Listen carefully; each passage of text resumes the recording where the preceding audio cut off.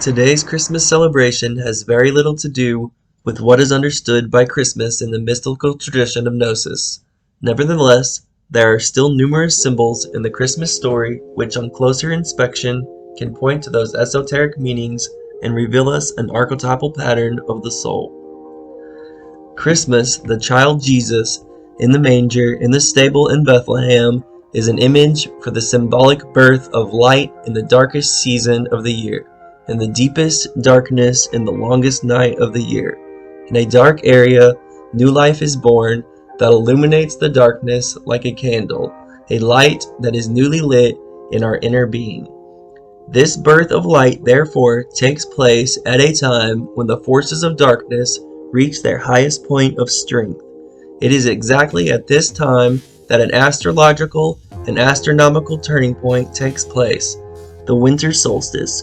After this birth of the new light-filled consciousness, the forces of light strengthen again from day to day and gradually push back the influence of darkness in the annual cycle. Thus, the light is found in the deepest, darkest of the first winter night and not in the bright sunshine of a summer's noon. The child Jesus in the manger is a symbol of the new consciousness that is emerging. This consciousness was not there before. In the Hermetic Kabbalah, this newborn child is a manger, is one of the symbols of the Sephirah Tipperath in the tree of life, and stands precisely for this new higher consciousness, the Christ consciousness, the Son consciousness, which is conceived and born within us. Only if this birth takes place in us, that is, if this Son consciousness or Christ consciousness is born within us, we can have contact to the higher self.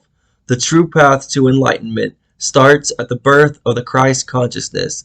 However, this is only the first stage of the great work of alchemy. This child is not born in a comfortable, enclosed shelter, also a subtle symbol of the ego, but in a stable, open to the wind, breath of life on all sides.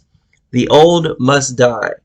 The tower of the sealed-off ego, the ego must be destroyed so that the new can emerge. So before the higher Christ consciousness can move into a house, it is necessary to at least partially overthrow and dethrone these selfish tendencies. Only if we are open, like the stable and descending spiritual forces can move into their new temple.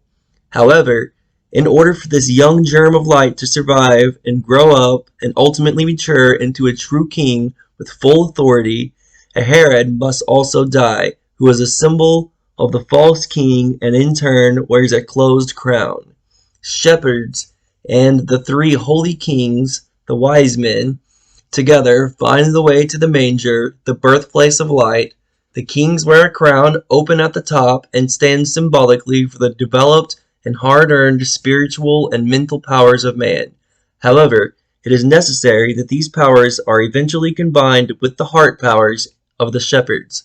The Trinity in the manger with Mary, Joseph, and Jesus shows a powerful symbolic image of an anticipation of the chemical wedding, the union of the subconsciousness, self-conscious, and superconsciousness, the work of the sun, moon, and Mercury, Father, Son, and Holy Spirit, the heavenly triad, to mention only a few symbols of the Christmas mystery.